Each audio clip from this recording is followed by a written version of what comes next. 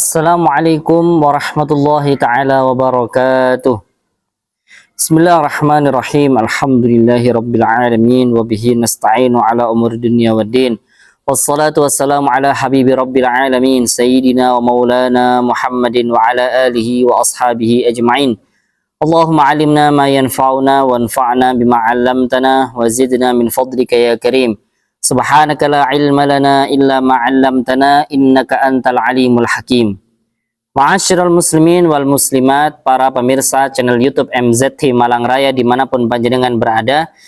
Alhamdulillah, Allah subhanahu wa ta'ala senantiasa memberikan kita sehat wal afiyah, taufik wal hidayah wal inayahnya, sehingga kita bisa meneruskan ta'lim kita kembali, yang mana dalam hal ini Al-Faqir membersamai panjenengan untuk terus membaca kitab At-Tibyan fi Adabi Hamalatil Quran yang disusun dan dikarang oleh Al-Imam Al-Qutb An-Nawawi. Nafa'anallahu bi'ulumihi wa barakatuh fid dharain. Dan pada pertemuan sebelumnya kita membahas tentang adab-adab, akhlak-akhlak yang harus diperhatikan oleh guru, yang terus harus diperhatikan oleh guru untuk terus memotivasi muridnya. Jadi seorang guru terus memotivasi muridnya dengan bertahap untuk terus mendidik murid-muridnya akan akhlak-akhlak yang luhur dan budi pekerti yang baik. Adapun pada pertemuan kali ini kita melanjutkan di fasal fi hukmi ta'lim, hukumnya mengajar. Jadi ini membahas tentang bagaimana hukum mengajar itu. Ta'limul muta'allim fardu kifayah. Mengajar kepada murid, yang mengajar itu hukumnya fardu kifayah. Artinya sebagaimana yang kita sering dengar bahwa bedanya fardu ain sama fardu kifayah. Kalau fardu ain itu kewajibannya itu ditetapkan dan diwajibkan kepada setiap individu, setiap orang muslim. Tidak ada hubungannya sama orang lain. Jadi kalau orang tersebut yang mengerjakan, orang tersebut yang dapat pahala, dan apabila orang tersebut tidak mengerjakan kewajiban tersebut, maka orang tersebut yang berdosa. Orang lain nggak ada sangkut pautnya. Tapi kalau fardu kifayah, apabila di dalam suatu daerah tidak ada yang mau melaksanakan kewajiban tersebut, maka satu daerah tersebut berdosa. Ya, Allah membebankan dosanya kepada satu daerah tersebut apabila tidak ada yang satupun yang mau mengambil kewajiban fardu kifayah ini. Dan apabila satu di antara mereka sudah ada yang mau melakukan fardu kifayah ini, maka kewajibannya dari yang lain gugur, dosanya dari yang lain gugur. Itu fardu kifayah. Dan ta'limul muta'allim, ya, mengajar kepada murid-murid mereka yang ingin belajar Al-Quran, ingin belajar agama pada pembahasan ini, karena kita lagi membahas persoalan mengajar ilmu-ilmu agama, termasuk mobil khusus Al-Quran. Maka hukumnya di sini adalah fardu kifayah. Fardu kifayah. Fa illam yakun man yasluhu lahu illa wahidan ta'ayyana alaihi. Nah, tapi kalau seandainya di daerah tersebut tidak ada yang mampu untuk mengajari keilmuan-keilmuan, ilmu agama, atau tidak ada yang mampu untuk mengajarkan Al-Quran dengan tajwid-tajwidnya, kecuali hanya dia seorang, maka di sini hukumnya ta'ayyana alaihi, maka hukumnya menjadi fardu ain. Hukumnya menjadi fardu ain, bukan fardu kifayah lagi. Maka ustadz tersebut, pengajar tersebut, bagi dia fardu ain, hukumnya mengajar di daerah tersebut, karena nggak ada orang yang bisa untuk mengajar ilmu agama ataupun Al-Quran kecuali hanya dia. Yang misal, mohon maaf, lulusan pesantren, tapi bukan berarti kita membatasi mengajar itu hanya untuk lulusan pesantren, enggak ya. Tapi karena memang yang biasanya mengajar itu adalah lulusan pesantren. Tapi kalau ada yang tidak lulusan pesantren mau ngajar, dia mampu untuk mengajar Al-Quran, ya, maka silakan saja, tidak ada masalah. Yang penting mengajarnya tetap di dalam koridor-koridor yang semestinya, ya, mengajar Al-Quran beserta tajwidnya, mengajar ilmu-ilmu agama dengan semestinya, ya, memang sesuai standarnya, kapasitas keilmuan dia bagaimana, ya, tidak melebihi hal tersebut, melebihi kapasitasnya, ya. Tapi kalau anak pesantren itu biasanya, lulusan pesantren itu biasanya memang mereka yang seharusnya mengajar, ya. Jadi ketika di suatu daerah tidak ada yang lulusan pesantren kecuali hanya dia saja yang pernah menggali keilmuan, pernah menimba ilmu-ilmu agama, mendalami ilmu agama, maka yang bisa mengajar hanya dia, maka lulusan pesantren tersebut mengajar bagi dia hukumnya fardu ain. Dia wajib harus dia mengajar. Nah, ini penting juga nasihat untuk lulusan-lulusan pesantren. Bagaimanapun kesibukan kita setelah lulus dari pesantren, dimanapun Allah menempatkan kita setelah lulus pesantren sesuai dengan takdir yang Allah berikan kepada kita semuanya, karena takdir berbeda-beda. Tapi pesan selalu dari guru-guru kita, jangan sampai meninggalkan taklim, jangan sampai meninggalkan ngajar. Ya, jadi kita ajarlah, balighu anni walau ayat, sampaikan walaupun cuma satu ayat Al-Quran saja, satu hadis silahkan, satu ilmu silahkan, ya, menyampaikan satu faedah silahkan. Yang penting jangan sampai ditinggalkan, itu yang namanya mengajar. Karena Allah sudah pernah menempatkan kita di jalan ilmu, maka kita jangan sampai meninggalkan jalan ilmu tersebut. Mengajarlah, ya, walaupun tidak sepadat, walaupun kita masih memiliki kesibukan-kesibukan yang lain, tapi mengajarlah walaupun semampu kita, sebisanya kita, sewaktu luangnya kita. Karena itu merupakan fardu kifayah. Karena kalau kita tidak mengambil kewajiban ini, maka siapa lagi yang akan melakukan? Di sana tidak ada orang lain, kecuali kalau di daerah yang memang lulusan pesantrennya banyak, yang sudah pernah belajar agama banyak, maka fardu kifayah bagi mereka. Kalau di antara mereka tidak ada yang mau mengajar, main lempar-lemparan, kamu aja yang ngajar Al-Quran, kamu aja yang ngajar ilmu agama, kamu aja yang ngajar fikih, mereka pada nggak mau lempar-lemparan, maka semua dari mereka berdosa. Ini perlu diperhatikan, fardu kifayah. Wa in kana hunaka jama'atun yahsulu ta'lim ba'dihim famtana'u kulluhum asimu. Nah, ingat, sekali lagi ini fardu kifayah ya. Kalau seandainya di sana ada sekelompok orang, golongan yang mereka itu bisa mengajar, ya, mereka itu memiliki kemampuan dan kapasitas keilmuan untuk bisa mengajar, tapi mereka tidak mau untuk mengajar, asimu. Semua di antara mereka nggak mau, maka semua di antara mereka berdosa.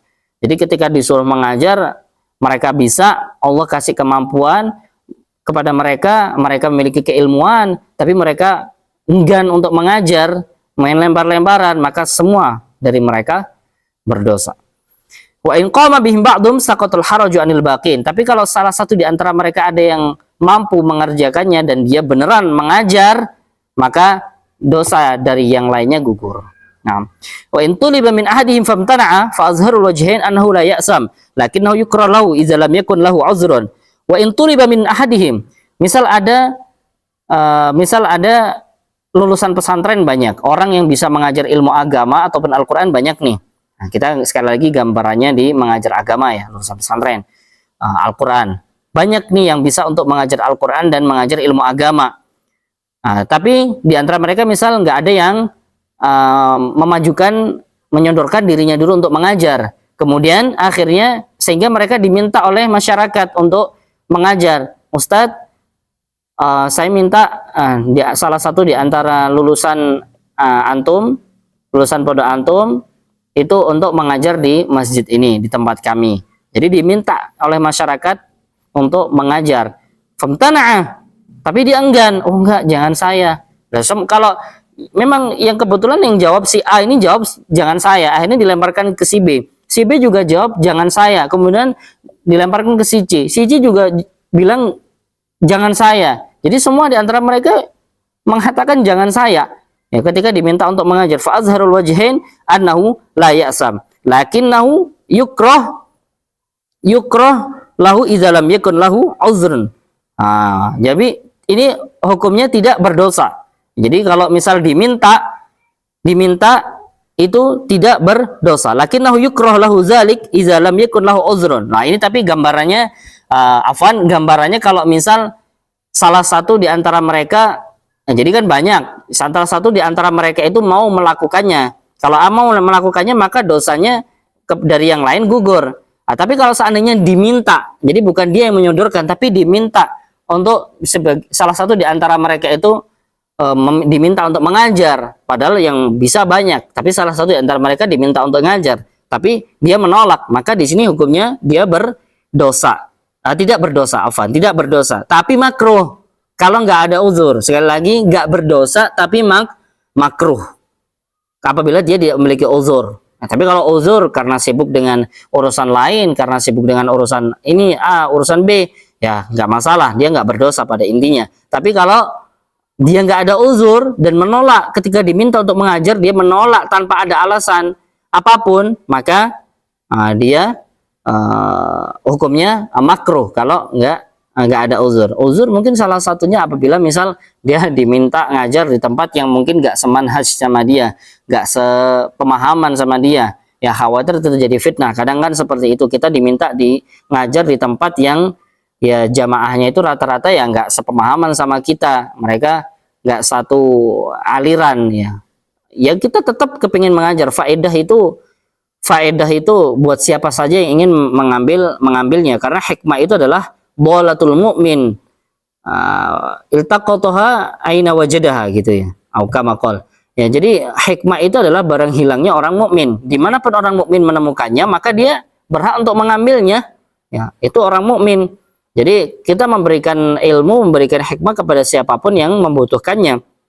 Nggak pilih-pilih. Cuma terkadang ada rasa khawatir terjadi fitnah apabila kita ngajar di tempat ini, karena nanti khawatirnya mereka justru malah memanfaatkannya atau mengambil keuntungan pribadi. Misal mereka menisbahkan kita kepada golongan mereka, padahal sebenarnya kita tujuannya hanya mengajari mereka, mengajar sesuai dengan permintaan tema ataupun judul mereka, tapi bukan berarti kita menjadi bagian dari mereka seperti itu. Jadi terkadang ada rasa kekhawatiran kalau ngajar di tempat yang tidak sealiran, khawatirnya terjadi hal-hal yang demikian. Maka terkadang ada beberapa orang yang menolak.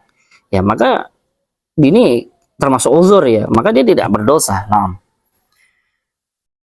Jadi sekali lagi ini adalah fasal ini membahas tentang hukum ta'lim, hukum mengajar. Jadi mengajar itu hukumnya fardu kifayah.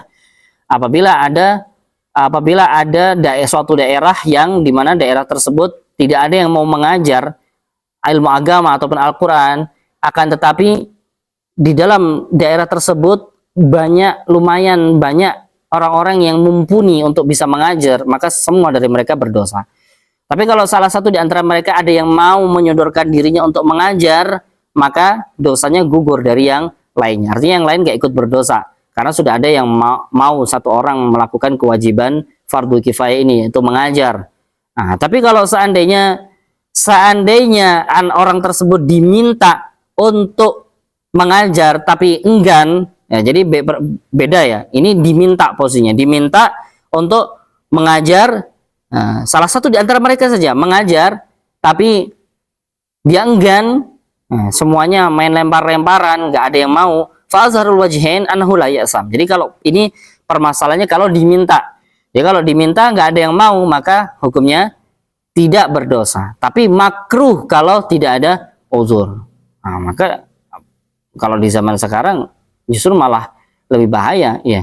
Karena kita umat itu meminta kita untuk mengajar dan di situ nggak ada uzur, artinya kita tahu bahwa masjid tersebut memang yang hadir adalah orang-orang ya dari semua kalangan.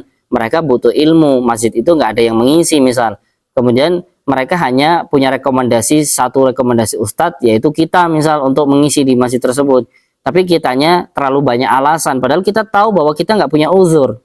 Ya, tapi kita terlalu banyak beralasan, tuh sangat bahaya sekali, bisa menyebabkan umat itu tidak bisa belajar karena rasa ketidakmauan. Ya, bahkan bisa jadi rasa malas kita untuk mengajar. Ya.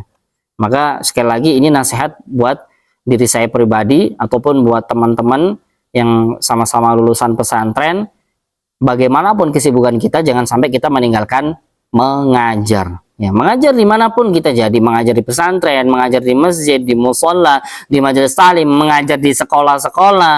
Ya, kita mengajar di sekolah ya sambil kita mengajari ilmu-ilmu yang non agama, ya ilmu-ilmu umum, kita juga sambil berdakwah di sana, ya kita kasih asupan ilmu-ilmu agama, nasihat, ya, dan lain hal sebagainya.